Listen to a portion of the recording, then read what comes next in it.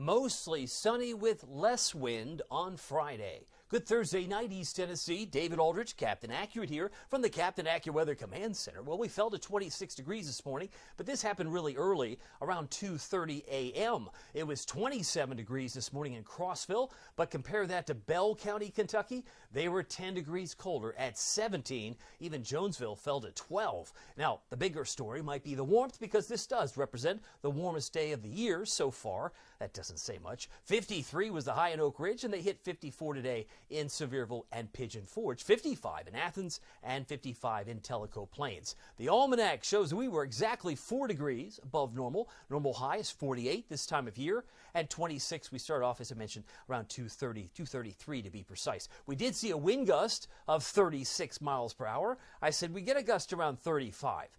You can't get much closer than that. 1 mile an hour difference really isn't much of a difference at all. 58 was the high in Chattanooga, Hamilton County, and they saw a high of 55 in Nashville earlier this afternoon. Now, from high temperatures to clouds and radar, most of the flakes are still flying over Pennsylvania. A few flakes still linger in West Virginia this evening, but a few clouds will come down from Bowling Green tonight, so we could call it scattered clouds at best in the overnight period. The ultimate Doppler radar not showing any precipitation at this hour, but things will change very late tomorrow night and into Saturday. Your ultimate Doppler radar presented by your local Marco's Pizza. If you're looking for a late night snack, go to marcos.com. They give back to East Tennessee Children's Hospital. Don't you love a pizza place that thinks about the community? They do give back. Hardin Valley, Farragut, Maryville, and Blount County. They've got a great location in Fountain City, Halls, Anderson County, in Oak Ridge, Middlebrook Pike, as well as Ebenezer Road. And if you're looking for a magnificent pizza idea, think no further than the Magnifico. It's less than $10. You can grab that. Pizza lovers love it, as it says there. And you can see deluxe is also on the menu. Maybe you prefer a garden variety pizza, maybe all meat, but the deluxe is my other favorite, pepperoni Italian sausage. They add mushrooms, green peppers, and onions. Doesn't that sound good? And the original sauce, along with the signature 3 cheeses. You gotta love the deluxe at Marco's. By the way, the radar, again, quiet and void of any precipitation across the state. If we expand the view, and we can do so, we can go up to the north. You can see it's a little snowier in parts of the mid-Atlantic now. It looks like it's flying around New Jersey, Pennsylvania, parts of upstate New York, so they're getting some flakes this evening. Bigger story shows quiet weather across Texas and maybe a few showers down near Miami, Florida. But the big story, or one of the stories we're following, is the drought. This comes out weekly on Thursday mornings, right around 8:30 from NOAA. And they did highlight some improvements. I'm looking at Tazewell. You've improved, no longer abnormally dry. And there's some big improvements perhaps in parts of Hawkins County too. But if we look at this closer, the yellow would be level 1, abnormally dry. That includes Seymour, Kodak, Dandridge. If you look at Knoxville, it's considered a moderate drought, level 2. That hasn't changed much in the last 7 days. But there has been an improvement in Bean Station, Kyles Ford, Sneedville, Hancock County, no longer considered a drought situation for you. And a big improvement for much, if not all, of Claiborne County. Now you cross into Rutledge, becomes abnormally dry. You move into Sharps Chapel, abnormally dry. You move further east, or back to the yellow, still yellow, Greenville, and moving toward Newport, and then slide westward. Rockwood, Harriman, Kingsman is still in the extreme drought situation, as they have been now for several months, where the soil moisture is very, very dry, and they really need some water. Of course, the snow melt can help in many areas, but Carnes, Farragut, Hardin Valley, Oak Ridge are listed, and Clinton, in the orange area, which is a severe drought at this particular time. Again, this is their analysis, this is their weekly report, and you can find it on the Captain Accurate Weather app with Pete Michaels Traffic. I'm proud to say it's on there. All you have to do is select it, and you'll find this very map at your fingertips. By the way, as far as the rainfall this year, we've picked up 1.59 inches. That is, of course, rain and melted snow. Typically, we see 4.76 in a given January time frame. Future rainfall doesn't show anything through 5 o'clock tomorrow or even 10 o'clock. I thought you said it's coming in very late. Yes, very late. That's like after 10 o'clock. In most cases, even by midnight, it's just getting started. It's getting started in Crossville with 0.01 inches by midnight. Of course, that is midnight Eastern time. But if you move into about 2 in the morning, suddenly, magically, all of the virtual rain gauges seem to be populating something. A little bit of a number means that it's probably raining in places like Knoxville, Maryville, and even Sevierville by about 2 a.m. Saturday. But by 8 o'clock, many of us have picked up In the valley, 1/4 to 1/3 of an inch, and it continues to rain at times on Saturday. I did put an 80% chance for tomorrow night, late, and now reduced it during the day to 60, because I think it's going to be more widely scattered showers once the sun is up. We'll still get some rain, but it may not be, and certainly should not be, a washout in all senses of the word. In fact, we're talking about more clouds, a very gray day Saturday, and mostly cloudy on Sunday. But by the time we hit Sunday, some of that rain could easily change over to some snowflakes, which we want to look at here with this next slide. This is some snow potential. Again, these numbers will change, but it gives you a sense when I say keep your expectations low if you're in the valley. Sure, you might get a few flakes in Union County. Maybe you even get a few flakes in Knoxville, but you're not going to measure 0.1.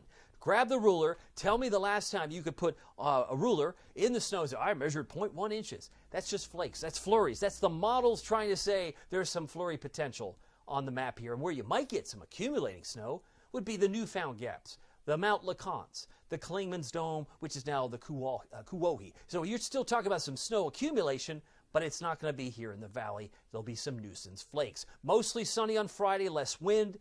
Part of the headlines, mainly rain late Friday night. There could be some mixing in some higher terrain. Not a big deal. Rain showers continue on Saturday, but by Saturday night and Sunday, the drops will likely try to change over to some flakes. It will be one of those nuisance situations for the valley, and kind of a ho-hum situation for the Smokies, because they've been through far worse in years past and even in months past. By the way, temperatures as of 8 o'clock, approaching the 9 o'clock hour, we're at 42.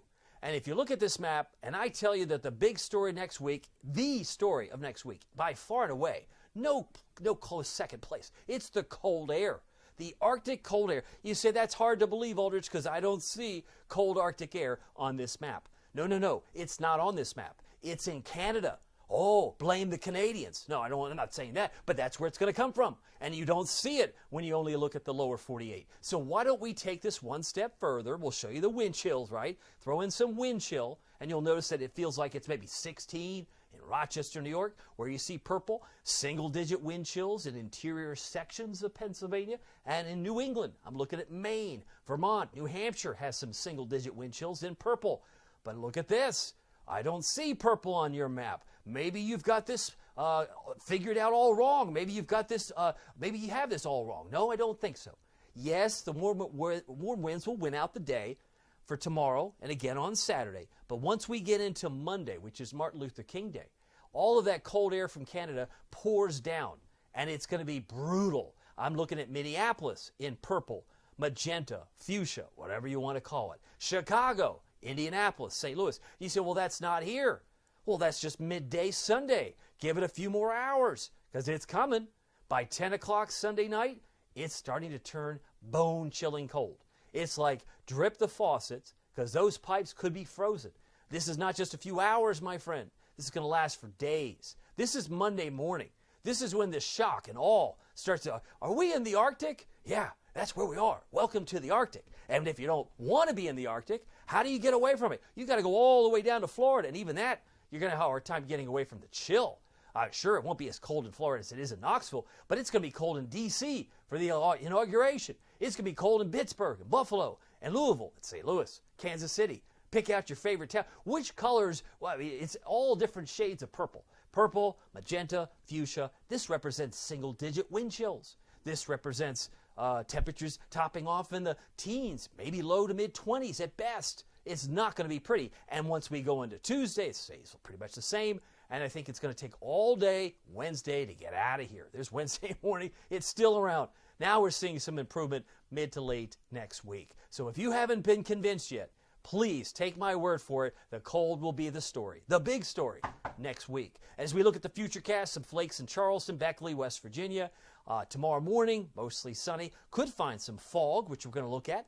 And it inherently would be patches of freezing fog with temperatures in the 20s. But there it comes, or here it comes, the rain. I thought you said it could mix. Maybe it does mix a little bit. I see some pink in near Roanoke. It might pass by the Smokies as a little bit of a mix. That's 4:30 in the morning. A little bit of a blue spot there or two, or pink near Roanoke. Again, not a big deal. It's mainly rain. But once that front crosses over into North Carolina, that opens the door for a few nuisance flakes, and that's about all. It might try and snow like, I got a half inch that fell, but then nothing really stuck. You know what I mean? It's going to be one of those situations. Temperatures are going to be warm enough on Saturday in the upper 40s, low 50s, that you may not see this additional snow amount to much at all. Because this represents 7 a.m. on Sunday, and there's some rain that might linger in some spots. But generally, it's a few flakes, and it's out of here, and we're going to have a mostly sunny Monday when we start the morning around 10, and we finish the day around 24 Monday afternoon. It's brutal. By the way, freezing fog is just fog that's freezing. Right? It means you're going to have to apply some extra bug juice. The windshield wiper fluid that you have in your car, you just might have to apply some extra if you happen to be under these white patches at 7:15 tomorrow morning. That's what's projected here.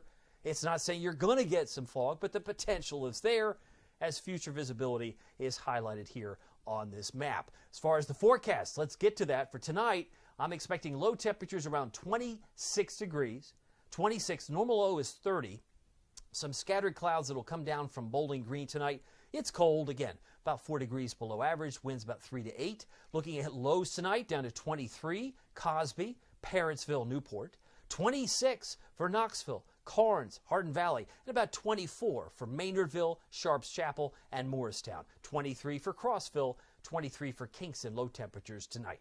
Tomorrow will be near 50 again. We hit 52, 53 from Oak Ridge, Knoxville. We've been exceeding expectations, despite the snow melt, because I know you still have some snow in the grass, right? Those shady areas, well, they haven't gotten the melting yet, but maybe they'll get the memo tomorrow. Another day in the upper 40s to near 50 will help some of that snow go bye-bye. The snow that's underfoot. Mostly sunny, less wind. I've got 5 to 10 plus, nowhere near 35, 36 that we had today. 52 for a high in Newport, expect a high of 48 Morristown, and 56 for Tellico Plains, Monroe County. Way to represent the mid-50s tomorrow. You were in the mid-50s today. You should get another handle of that on Friday. Here's your Captain Accurate Weather Authority forecast for Knoxville and East Tennessee. 51 on Saturday, 39 tumble. What does that mean? Sunday's high happens shortly after midnight. I'm expecting about a 1 a.m. high, and we'll spend most of the day in the 20s. Repeat, most of Sunday in the 20s, because once that purple ooze, how else can you express it? The purple ooze that comes down from Canada, once it's here, there's no stopping it. You're not going to stop. It's just going to come rolling in. You're like, man, my temperature dropped X number of degrees in just 1 hour. That's the type of experience you're going to have and I'm going to have on Sunday. We'll share some stories. But on Martin Luther King Day, MLK Jr. Day, 24 for the high if we're lucky, 10 to start, and that's not a misprint. That's why I grabbed the stunned emoji. Had to pull him out. He's on Tuesday night, Wednesday morning. We're down to 7. And it's funny because Lexington, Kentucky was at 7 yesterday morning. And they managed to get through it. I'm sure they weren't too thrilled. But how much complaining do you think is going to go on with your neighborhood when you're down to 7? It's so important to drip the faucets, because you're going to perhaps more have frozen pipes. We were at 0 last January, right after the big snow of 2024 in January, but then we fell to 6 on January 21st. We fell to 10 on January 22nd of 2024. So we've been there before, but maybe we're out of practice. It's been 12 months. It's conceivable that many of us are not used to single-digit temperatures. Throw on the wind chill, it could be sub-zero. It could be that cold. I want you to be prepared. And there is some light at the end of the tunnel because that purple ooze oozes right out of the picture. By Thursday, Friday next week, we start to see temperatures modify a little bit back into the 40s. By the way, you can keep track of it all using the Captain Accurate Weather app with Pete Michaels Traffic, the best traffic reporter in town, hands down. Just search the 2 words Captain Accurate at the App Store and Google Play. One of the many things I love about the new update, you get a 10-day forecast for planning purposes. No, I don't put a lot of stock in day 8, 9, and 10, but it's sometimes nice if you're headed to Disney World, you're headed someplace exotic, maybe into the Caribbean, you like to have a 10-day forecast. It's now on the app. You also get 2 days. You get 48 hours of hour-by-hour data in the new update. Satellite mapping has been improved. We have power outages featured on the app, and we have air quality alerts for the summer when it becomes applicable, when it applies. Here's an image of the county power outages back when we had Helene hit last summer and fall, but the state power outages look like this, so you could select how you want it to be displayed, and you can get the drought monitor on the app as well. So you got to love that. Engineered by Barron Weather, but if you get Pete Michaels Traffic and weather at the same time, that's a win-win-win.